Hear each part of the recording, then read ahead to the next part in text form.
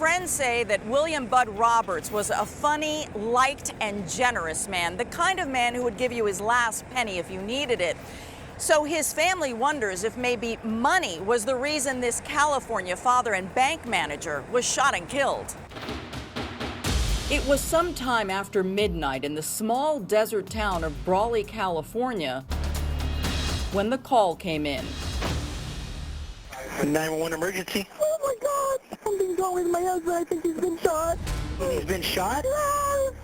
Okay, who shot him, ma'am? I don't know. Robert!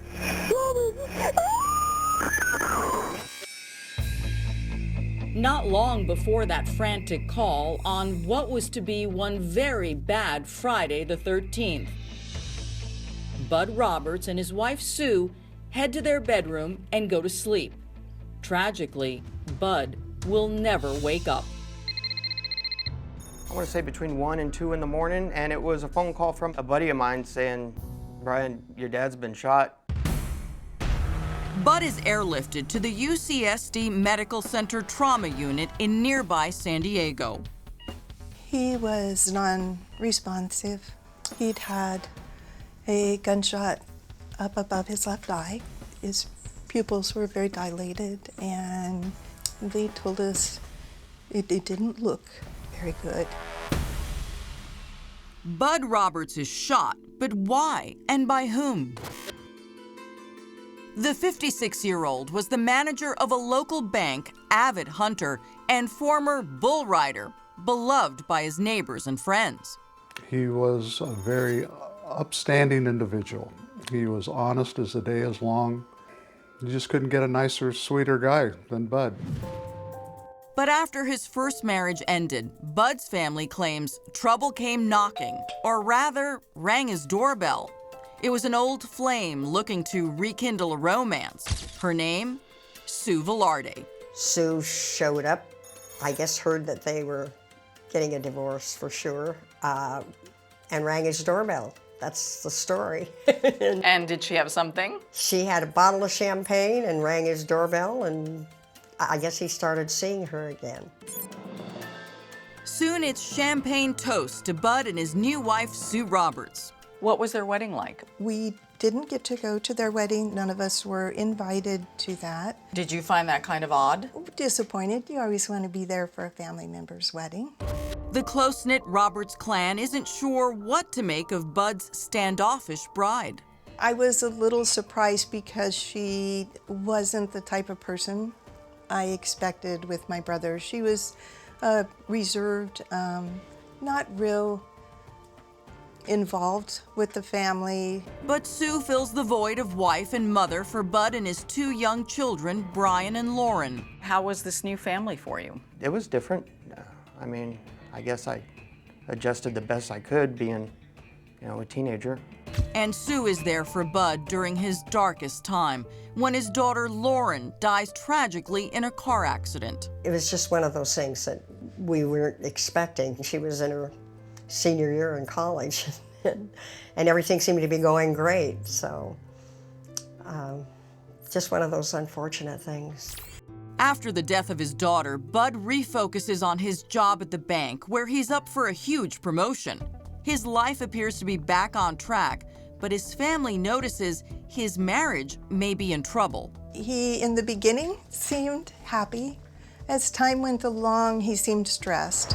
Stressed primarily about his deceased daughter's old bedroom. Friends say Sue had taken it over. It was cluttered. It was very cluttered. When you say cluttered, are you talking hoarding? Are you talking dirty? What are you talking, messy? A lot of stuff. All brand new. Items stacked from floor to ceiling, still in boxes with price tags attached. But where in the world is Sue, a loan officer, getting the money for all of this stuff? The answer is, she didn't pay for it. Friends say Bud's dead daughter did. His daughter that had passed away, she embezzled her Social Security number and started charging. Bud never filed a police report, but Jim Corbill says Bud told him Sue racked up more than $30,000 in total debt. So she had a real problem. She had a definite problem. Friends say it's an even bigger problem when Bud finds out. How did he react to that? He was very upset. She finally said that I'm going to stop, and he gave her the benefit of the doubt. Then, just a few months later, 911 emergency. Oh my God!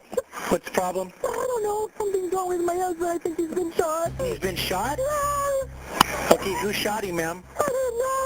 I just woke up. I just heard it. Okay, stay on the line with me. Robert!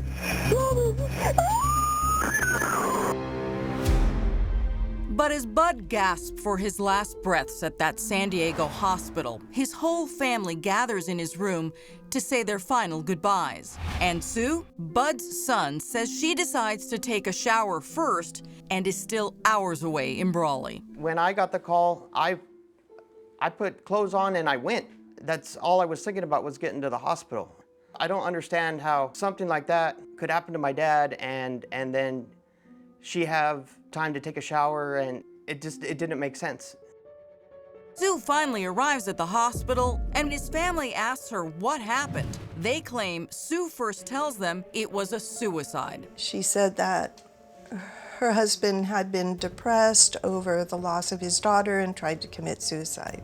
Next, the family claims Sue changed her story, telling them Bud was cleaning his guns in bed when the .22 pistol accidentally discharged. Did you believe it was an accident? No, I had just too many years growing up with him, and believe me, my father was intense about gun safety, and he always cleaned his guns right at the gun cabinet. Then, unbelievably, the family says Sue tells them yet another version. This time, they claim she blames the shooting on an intruder. Someone had come into the house, and Bud must have tried to protect her, and he got shot. Nothing was driving. One eyewitness, 3 stories, but 1 fact. The San Diego Medical Examiner rules Bud Roberts' cause of death, homicide. And the Brawley police report finds no signs of a break-in or intruder. All roads lead to Susan. All roads and receipts? While Sue has not been named a suspect, Bud's son Brian says he made a shocking discovery just hours before his dad was shot. He opens the mail and claims to find a new credit card statement. This time, he says Sue has opened a credit card under his name. I had called my dad and said, "Dad, she's done it again." He was done with it. He wanted a divorce. He could no longer trust her. So you tell him that. Do you recall about what time of day that was on the day of his death? Oh, I believe it was 5:30, 6 o'clock in the afternoon. Sue reportedly told police it was all a big misunderstanding. She did not open credit in his name, but ordered office supplies on the business credit card. But just 6 hours later, Bud will be shot to death. So then who pulled the trigger? I traveled here to Brawley, California with a private investigator to try and talk to the last person who saw William Roberts alive, his wife. Up next. Sue, it's Anna Garcia from Crime Watch Daily. We want to talk to you about your husband's death.